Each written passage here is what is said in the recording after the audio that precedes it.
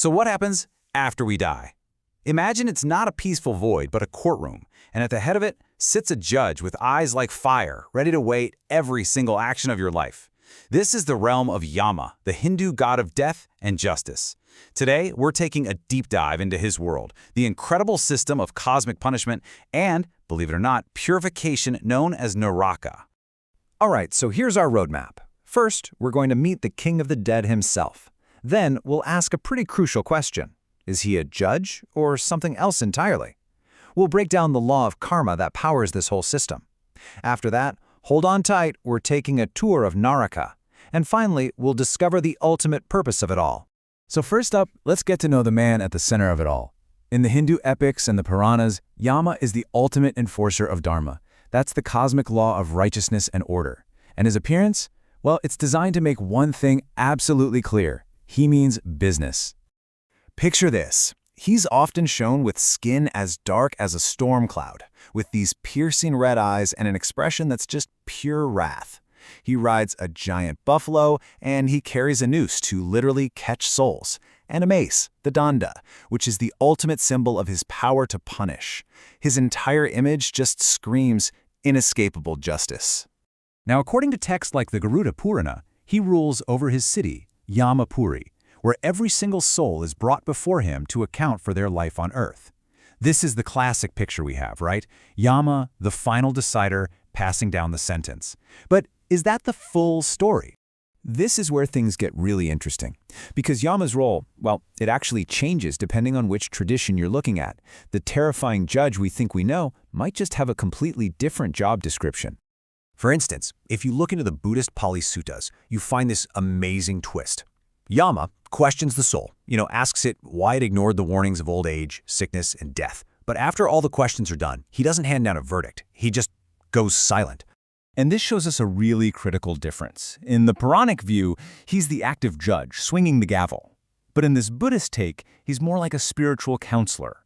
He's just holding up a mirror to the soul. His silence isn't the judgment. It's the signal for the soul's own karma to kick in. So, if Yama isn't always the one calling the shots, then what is? This question leads us right to the engine that drives this whole cosmic justice system. See, karma isn't about a deity making a decision.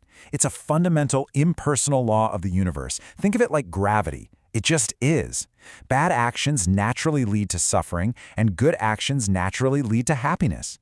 It's an automatic, built-in system of cause and effect. And as Yama tells the soul in those Buddhist texts, the responsibility is 100% personal. You can't blame anyone else. The consequences you're about to face, they're a direct result of the choices you made. And don't think this is a chaotic system. Oh no, there's a whole celestial bureaucracy at work. You've got Chitragupta, who is basically the divine record keeper, writing down every single thing you do, good and bad. And then Yama's messengers, the terrifying Yamadutas, are sent out to bring the sinful souls in to face what's written in that cosmic ledger. Okay, so now that we get the system, let's check out the destination. Welcome to Naraka, the incredibly vivid, varied, and let's be honest, terrifying hell realms where all those karmic debts finally get paid. Now, the most important thing to get here is that these punishments are not random at all. They're incredibly specific, designed with a kind of poetic justice to mirror the crime. For instance, in a realm called Taptasormi, if you engaged in illicit sex, you're forced to embrace a red-hot iron statue. The punishment is tailor-made for the sin, with this terrifying precision. And the descriptions in the texts are unbelievably graphic. In Krimi Bhojana, if you were selfish with food, you get thrown into a lake of worms to be eaten. Corrupt politicians? They're tossed into the Vaitarani River, which is filled with filth and flesh-eating creatures. These aren't just punishments. They are very clear, very visceral warnings about how our actions have consequences. Okay, so after hearing about all these horrors, you have to be wondering, is that it? Is this just eternal damnation with no way out? Well, let's move on and see how this whole system finally resolves. This is probably one of the biggest philosophical ideas that separates Naraka from many Western ideas of hell. Is this suffering endless? And the answer is a pretty definitive no. You see, unlike the idea of eternal damnation, the suffering in Naraka has a very clear purpose. It isn't about endless revenge. It's reformatory.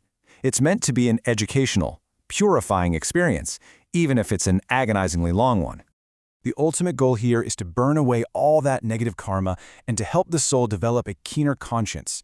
Once that karmic debt is finally paid in full, the purified soul is reborn back into the cycle of life, getting another chance to learn, to grow, and to make better choices on its journey. And this leaves us with one last really big thought. If karma is just this automatic, impersonal law, like a cosmic machine, then why do you even need a figure like Yama? Why give it a face? Well, maybe he exists not as a judge for the dead, but as a powerful, necessary symbol for the living, a reminder of order, of accountability, and of the ultimate justice that underpins the entire cosmos.